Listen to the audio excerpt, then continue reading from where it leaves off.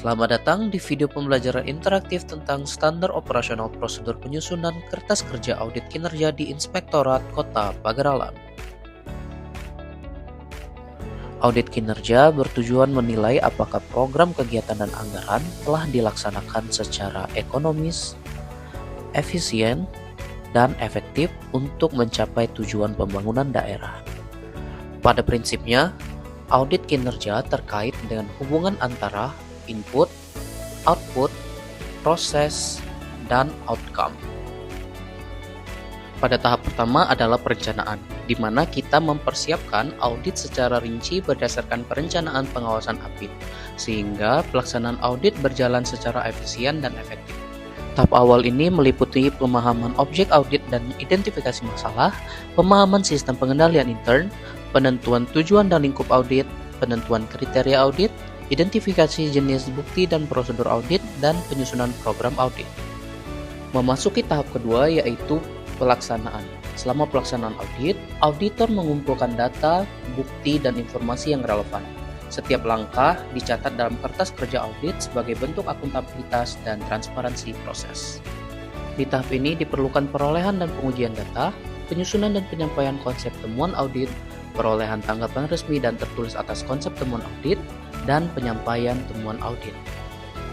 Bukti audit harus memiliki karakteristik yang cukup, kompeten, dan relevan untuk memberikan dasar yang kuat bagi temuan, simpulan, dan rekomendasi audit.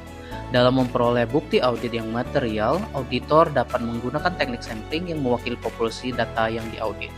Bukti-bukti yang didapat dari perolehan dan pengujian data dapat berupa bukti fisik, testimoni, dokumen, dan analisis. Output yang dihasilkan dari kegiatan pengujian data adalah kesimpulan hasil pengujian bukti. Kesimpulan hasil pengujian bukti didokumentasikan pada KKA. Dalam KKA tersebut, APIP juga mengidentifikasi unsur-unsur temuan dan usulan rekomendasi. Kegiatan pada tahap pengujian terhadap data audit ini didokumentasikan dalam KKA. Dalam audit kinerja, temuan audit harus menjawab tujuan atau hipotesis yang telah ditetapkan. Setiap temuan merupakan kesimpulan dari hasil pengujian bukti audit yang dilakukan APIP untuk mencapai tujuan audit tersebut. Dalam menyusun temuan audit, APIP membandingkan kondisi dengan kriteria. Jika hasilnya lebih baik, disebut temuan positif. Jika tidak sesuai, disebut temuan negatif. Temuan positif yang relevan dengan tujuan audit perlu diungkap dalam laporan hasil audit.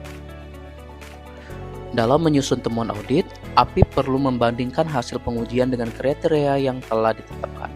Jika kondisi yang ditemukan sesuai atau lebih baik dari kriteria, disebut temuan positif.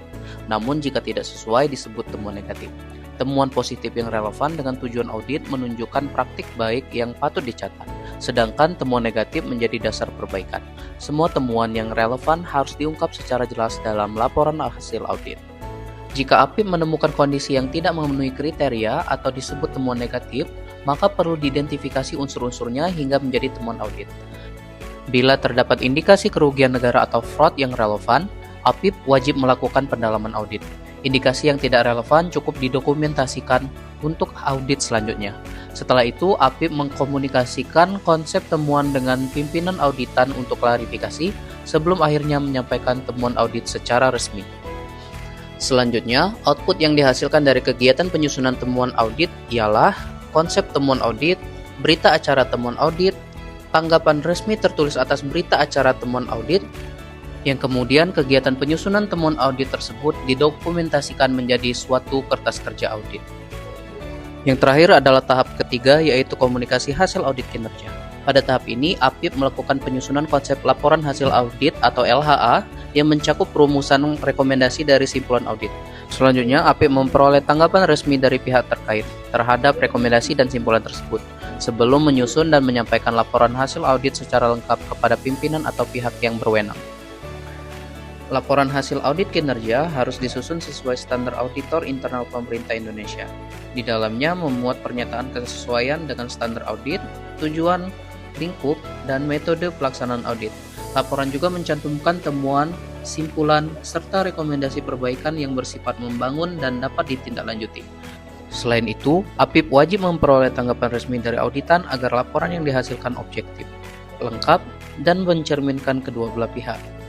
Untuk memperdalam pemahaman kita pada audit kinerja, Berikut ini adalah contoh kasus berupa ilustrasi pelaksanaan audit kinerja oleh pemerintah daerah ABC yang mempunyai program pelayanan bus yang bertujuan untuk mengurangi tingkat penggunaan kendaraan pribadi di dalam kota sesuai dengan Pergub nomor 100/GUP/1/2016.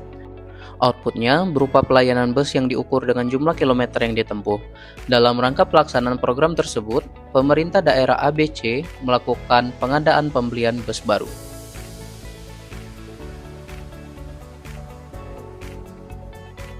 Kemudian, data-data tersebut dituangkan ke dalam kertas kerja audit atau KKA kinerja dan diproses menjadi LHA kinerja.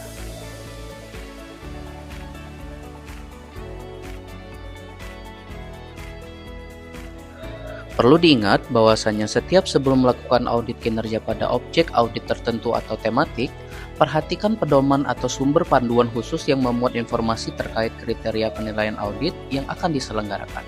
Selanjutnya, perhatikan juga peraturan atau instrumen hukum yang terkait dengan tema audit kinerja tersebut.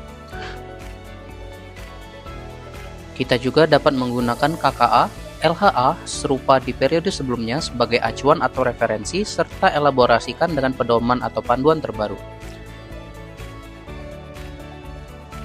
Untuk referensi template KKA dan LHA kinerja dapat diakses dengan memindai QR code pada video ini.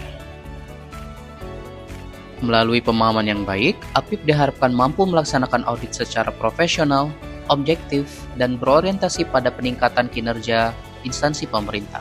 Terus belajar dan berintegritas dalam setiap langkah pengawasan. Sampai jumpa lagi di video sigap lainnya.